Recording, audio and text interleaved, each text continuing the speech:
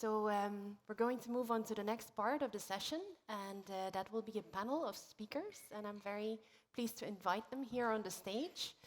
First of all, Adrian Wong from Sugi. He is the UK forest lead for their pocket forests. Then Nicolas Grillo, who is the operational director of Sources Urbaines. And Mr. Mette Coban, Deputy Mayor of London for Climate Change and Energy. Thank you and welcome.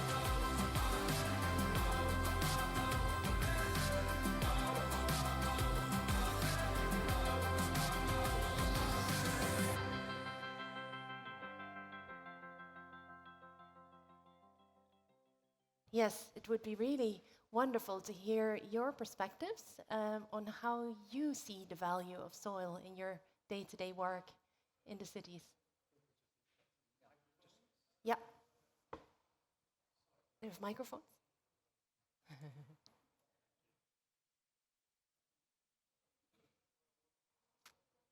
Thank you.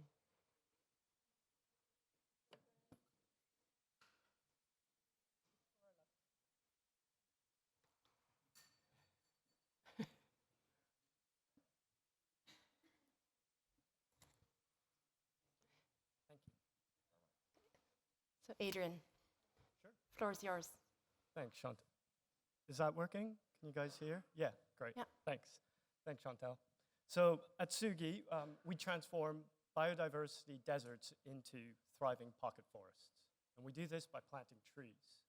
But it's not just about planting trees. What we're doing is we're creating micro-ecosystems. Sorry, yeah. And that always starts in the ground, so in the soil, okay? And to give you an idea, this stage here is actually the perfect size for one of our pocket forests. It doesn't need a lot of space. So what we do is we'll do a soil assessment to determine what's required, and then we'll add amendments to create the correct conditions for life to thrive. Because what we found is once we've got the soil sorted out and it's balanced, and we've got a thriving microbiome, then the trees benefit. Hence, the pocket forest is successful. We're experiencing pocket forests becoming self-sustaining ecosystems in about 2 to 3 years, and that's with a survival rate of 87%. So soil is a key component to the Miyawaki method, and that's the methodology that we based our planting system on. It involves creating ultra-dense pocket forests, using only native species, amending soils so that they are thriving, and then mulching really heavily so that we're retaining as much moisture in the soil as much as possible. And so far, we've planted 241 pocket forests worldwide. We're in 54 different cities. And in fact, the only continent we haven't planted on at the moment is Antarctica. So these nature-based solutions are proving to be excellent at reducing the heat island effect. So in the South Bank, that's London. It's a striking brutalist architecture area, part of London, and it's a proper concrete jungle. Our forest over there is showing a variance of temperature of about 20 degrees lower in the forest than it is on the concrete. They're also incredible as acting as sponges. So because the soil is alive, they absorb the water runoff that we get from the rain that you get in London, as opposed to becoming really dry and hydrophobic and then just allowing water to run over their surface. And the pocket forests are biodiversity hotspots. So we create the perfect environment for wildlife to build habitat, to find food, and to reproduce. In London, we have 30 pocket forests dotted across the city.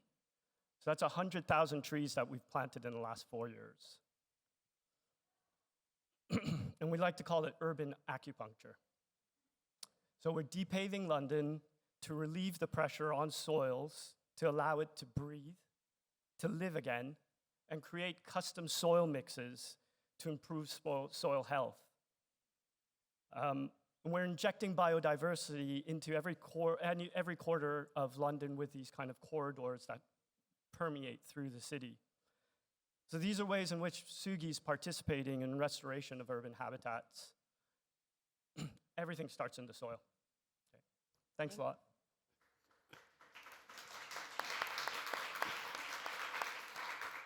Thanks, Adrian. We would love to hear more about that. So, Nicolas, can you tell us a bit about your experiences with soil in the city? Absolutely. I'll be very honest to start with this speech because with this soils in the city, I was a bit afraid since at Source Urbaine, what we do is rainwater management.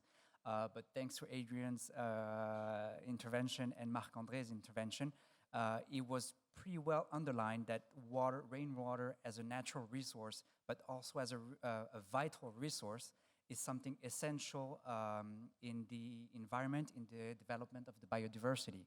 So what we do is that we use this I'll reuse Marc-André's terms, but dead mineral environment in the city to collect water from the sewage network, so before it's actually lost underground. And once we collect this resource and we are able to store it, the materials we use, the technique we use, will actually redistribute the water into the soil. So this not only ensures a continuous watering operation for green plants, for roots, but also for all the biodiversity that is inside of it, but it will maintain its freshness and its natural way of developing itself. The way we work is maybe a bit more with the operations of a city planning, city management, where we work. We are mainly in a French environment, in French territory, but already between the north and the south of the country, we don't have the same environment, we don't have the same biodiversity and the same weather. So all of these are elements that we can take into account, make sure that whatever quantity of water we collect, we're able to redistribute and completely suppress the watering operations for the plants. So this means cost saving for general urban management, for gardeners and so on. But it also means something that is important and that we hear a lot more recently is urban cooling. The fact that our today's infrastructures that are very mineral are suffering from the heat wave effect that was mentioned previously. And everyone agrees that trees, green nature is actually the best and the easiest solution to fight these effects of climate change. So again, in Marc-André's intervention when he spoke about soils not being able to absorb the water that will suffer from droughts and floods, all those are negative aspects of a poorly managed soil. By having the nature reintroduced in our daily lives, not only will better our feeling and the way we behave, but it will also promote this more sustainable, more durable environment for our urban environments. So that's pretty much the way we see it at Source Urbaine.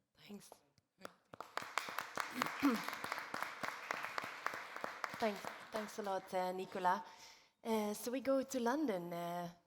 Mr. Coban, what are your perspectives on really done a great job to sell London. Thank you.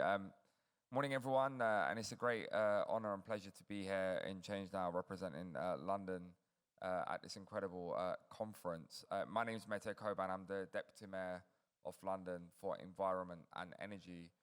Prior to that, I used to be a city councillor in London for a decade, so I served 3 terms in the east of London.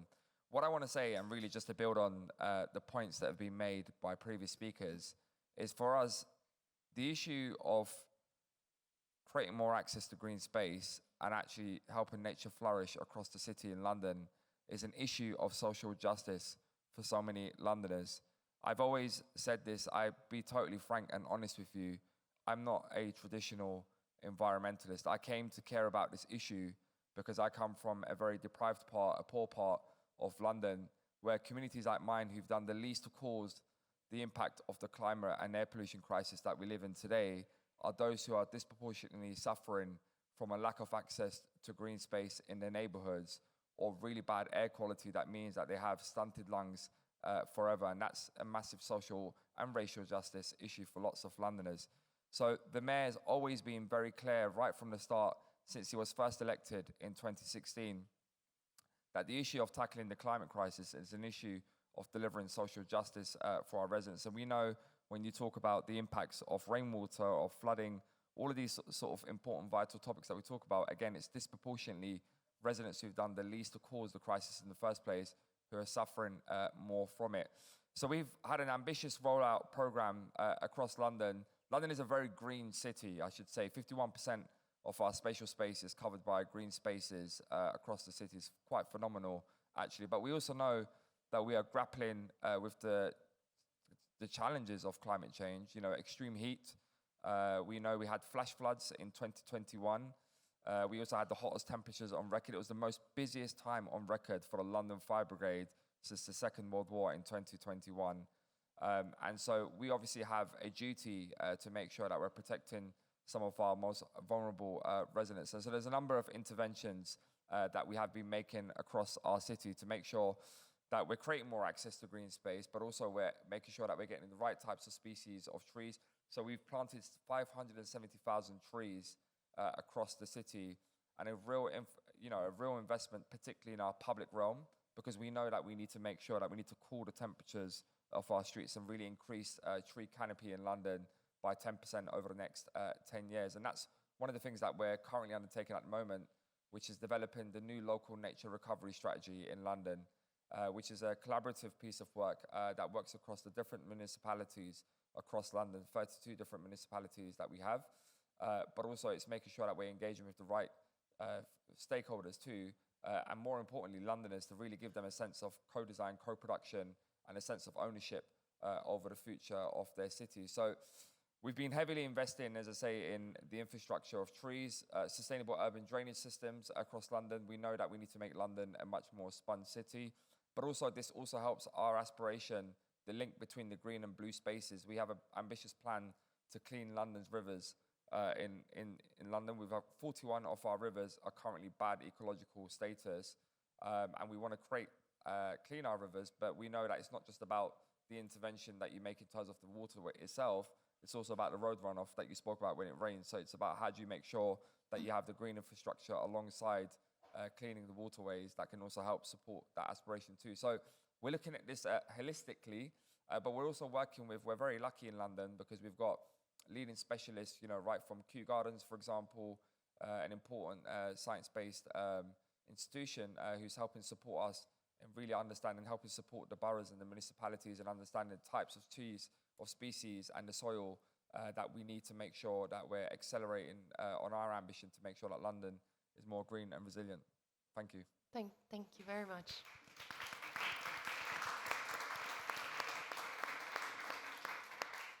Really wonderful to hear how much London is doing, and also I think very important that you mentioned this social justice perspective, because that is something that we see in many cities of the world. Maybe you would like to reflect on some of the things you've heard from the other speakers, also from Marc-André, just to hear a bit more, also maybe with some examples of your work on soil. Go ahead, yeah, sure. Yeah. Okay. Well, what we've just heard here from the example of London from my two colleague speakers, this is something reassuring because we work with a lot of big cities that deal with the urban infrastructures or urban development. Today, we notice that there is not one project, even if it's roadwork construction, a bike lane, or even the building of a new building. There is not one project that does not consider natural resources, soil, a landscape, architecture aspect of these projects. Even if it's not always possible because of the financial aspect of a project or because the soil is very polluted. So those are the kind of arguments that happen. We realize that it is a major issue today. So not only the political environment, the scientific environment, but the general public is very aware of all of this. So we know that we are realizing the effects of climate change because we are living them since a few years now. We notice them in our daily lives in summer and in winter, but we are working towards a better planning of all of this. So this is it's very reassuring for me, who I am a lot more in an operational aspect of the project. So hearing this is quite nice. Thank you. I'd like to touch on something that you mentioned about social injustice, and I'm London-based as well. Sugi is a London-based company, and we've found that we're finding more interest in the work that we do in those boroughs that are less affluent. So East London, Newham Council, Barking and Dagenham Council, that's where we've been doing the majority of our work. And these areas are the areas that are prone to flooding. They have the worst air in London because the prevailing winds in the city come from the west and they go to the east. So all the industry and everything, all the pollution will move over to that side of the city. So it's odd that we're finding that the sides of the city that want these type of interventions are coming from the more impoverished areas as opposed to the more affluent areas. And we've been working with quite a few schools to build our pocket forests, and you'll find as well that there's a vast difference between schools in the more affluent areas and the less affluent areas as far as how much interaction the children have had with wildlife, with planting. A lot of the children in the East will have never planted a tree, never seen earthworms. You know, they're fascinated when the first time they see an earthworm. So there's definitely a huge disparity between the two sides there. And for sure, I think, you know, one of the things that you touched on, which I think is very right, is in the case of Londoners, I think they're very clear about what their demands are of us as politicians. You know, I'm very lucky that I work for a mayor of London, and I'm not just saying this because I want to keep my job, but a mayor of London who has really put environmental action at the heart of his mayoralty. When he first became the mayor of London in 2016, they said to him, it would take 193 years to bring London's pollution limits within legal limits. And we're now on track to reach that this year through the introduction of the world's largest clean air zone, the ultra-low emission zone. But it's to your point, right? This isn't just, you know, Mete and the mayor sitting in the office in City Hall and thinking these are good ideas to do. Actually, what we've been hearing and what Londoners have been crying out for many, many, many decades is they want to actually see equity, right? They want to see the investment of their neighborhoods. For a lot of Londoners, like where I grew up, for example, in Hackney, which is also in the east of London, I was brought up on an overcrowded estate on a social housing. My mum and my dad lived in the living room, me and my brother in one room, and my sister in one room. No access to green space. And the impacts of that on so many working class families is you never have a place where you can sit down and have a family dinner. You have no place where you can go out and play with your friends. The impact that has on your mental well-being, and this is the point which I'm trying to make, is that actually what we are, and the reality is those people also have little choice about, one, where they live, but two, if they don't like where they live, they don't have the choice to say, well, I don't like it, therefore I'm just going to go off and rent or buy somewhere else. So that's why for us, it's not just about, often politicians get really fascinated by the number of trees you planted or the number of like spatial area you grow, right? Because you want to be able to say, in 4 years' time, I've done X, Y, Z. It's not just about the number. The key thing here is about equity. It's about how do you actually make sure that you green the grey in areas where they've been impoverished and they haven't had the opportunities that other parts of the city has had. So we have a real focus on equity. And one of the things that we're going to be launching as part of London Climate Week this year is the Green Roots Fund, which will be basically a national lottery-style grant for communities. And this will be essentially for communities to be able to apply for grants throughout the whole year. It will be open all year round. And for you to be able to think about encouraging more group underserved communities, so women-led, youth-led, Black and global majority groups, to have more access to funding to be able to green their communities. Thanks so much. Yeah, I was just also thinking about this is about change, the collective action, the community stewardship, and this is a beautiful example, this Green Roots Fund, where everyone can take part and also work on the issues that really matter most to the people who live this experience every day.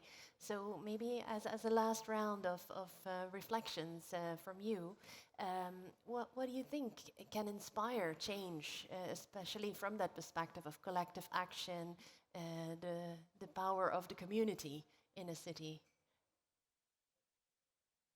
Adrian, you want to go first? Yeah. Yeah. Well, I think one of the things that we do quite well is we have a very incredible creative team that actually promotes the work that we do. And nowadays, the way that you do that is through social media. So we've got a fairly strong following on social media, but that actually turns into actual in-person interactions when we hold events, where we do planting events, or we'll do this thing called Sugi Walks, where we take small groups around the city to view our plantings and to go into detail, what we do as far as soil amendments and planting various types of trees. And you'll start to get the same, I guess, a very similar attitude towards greening, towards sustainability, towards the environment from these people.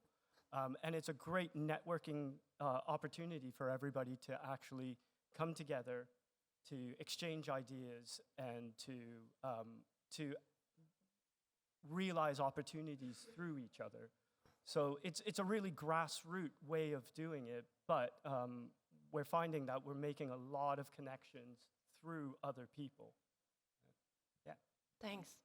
Even individually, it is true that when we have projects in the public space, whether if it's during the construction phase or even during the plantation phase, a lot of people, they are curious, they come around, they ask us questions about what we are doing.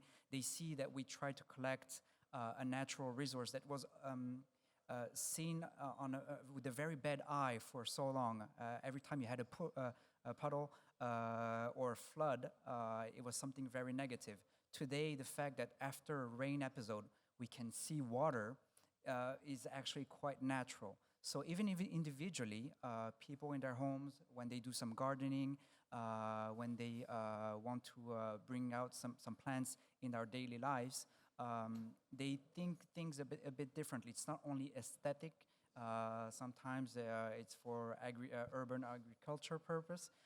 Sometimes it's rethinking the ways we did things before that actually worked very well and that still do. So yeah, the message of hope is that for me, what we notice is that the methods, the techniques have always existed. People are aware. Maybe social media is a very strong messenger to promote all this usage and the way of doing things.